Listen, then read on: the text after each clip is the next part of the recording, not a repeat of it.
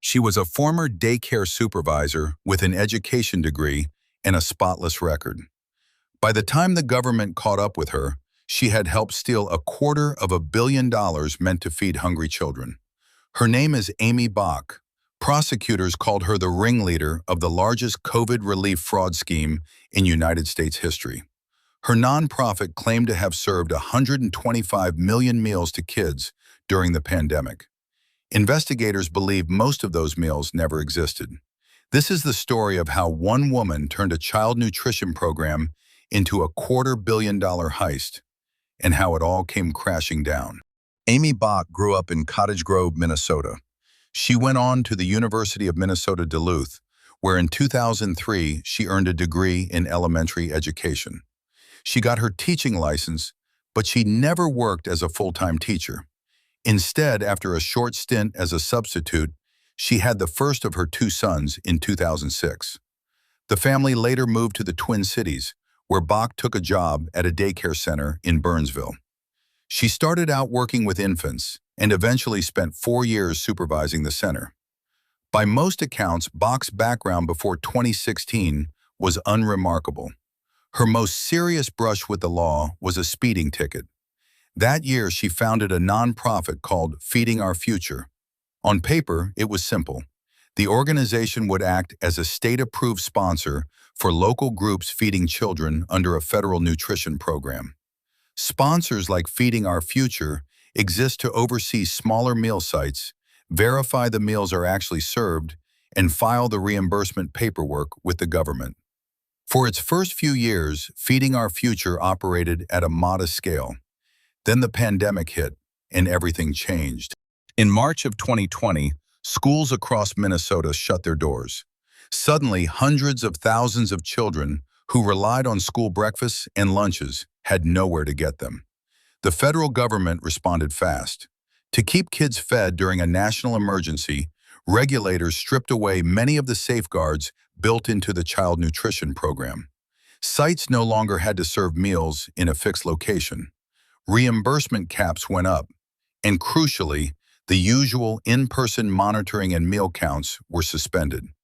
It was meant to make it easier to feed kids in a crisis. Instead, it created a blind spot large enough to drive $250 million through. Feeding Our Future seized the opportunity.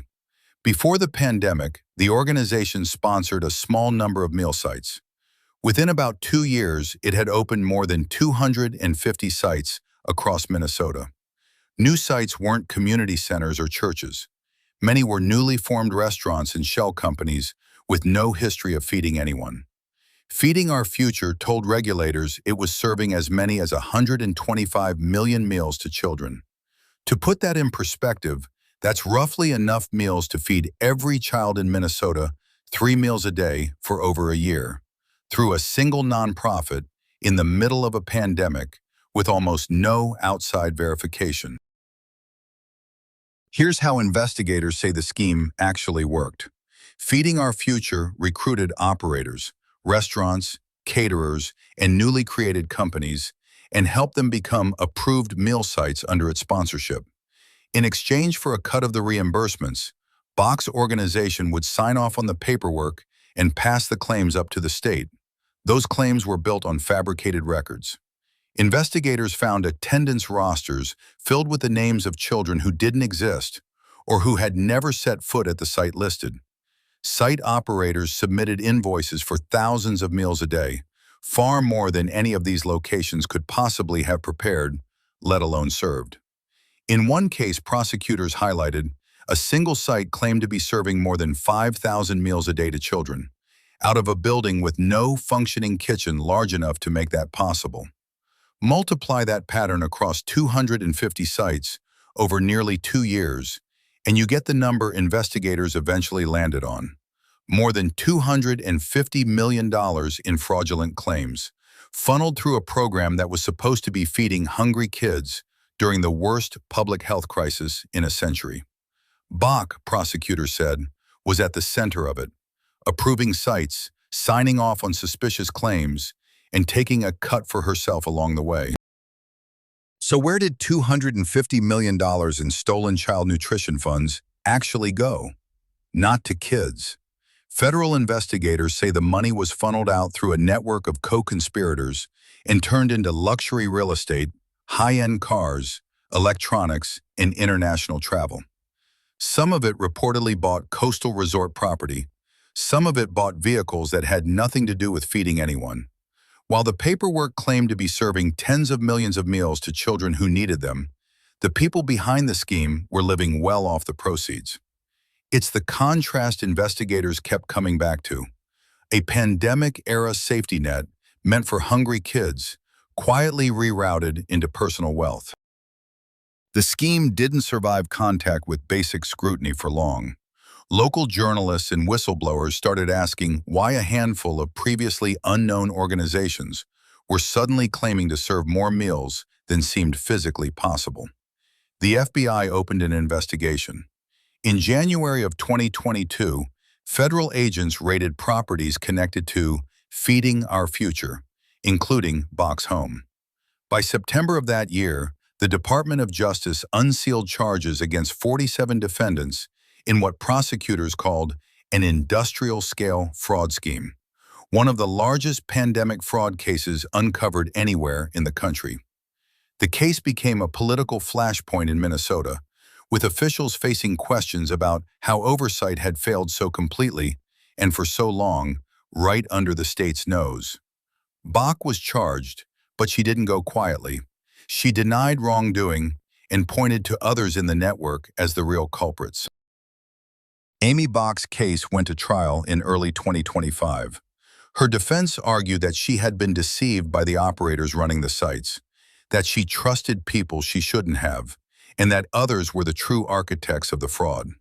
Prosecutors told a different story, that Bach knew exactly what she was approving, that she personally benefited from the scheme, and that she used her position as the nonprofit's founder and executive director to keep the money flowing. Bach took the stand in her own defense. It didn't work. In March of 2025, a jury convicted her on charges including wire fraud, bribery, and conspiracy. Amy Bach was sentenced on May 21, 2026. Prosecutors had asked for as much as 50 years. The judge handed down 500 months, just over 41 and a half years in federal prison. She was also ordered to pay back nearly $243 million in restitution. So far, only about $50 million of the stolen funds has ever been recovered. In court, dressed in a lime green sweatshirt, her hair tied back and her feet shackled, Bach addressed the judge directly. Through tears, she said, "I understand I failed. I failed the public, my family, everyone." Prosecutors weren't moved. One former acting U.S. attorney on the case put it bluntly afterward. He said he didn't take anything Bach said at face value. Amy Bach has since filed an appeal, challenging both her conviction and her sentence. The legal fight isn't over, but the scale of what happened is already clear. Feeding Our Future stands as one of the largest single fraud schemes to come out of the pandemic anywhere in the country.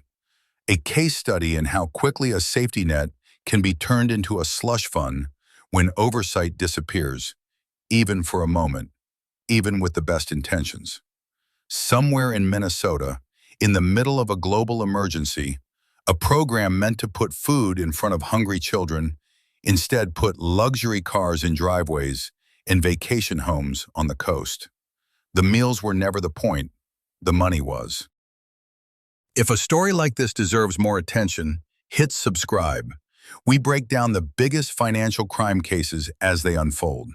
And let us know in the comments, does 41 and a half years fit the crime or not? Thanks for watching.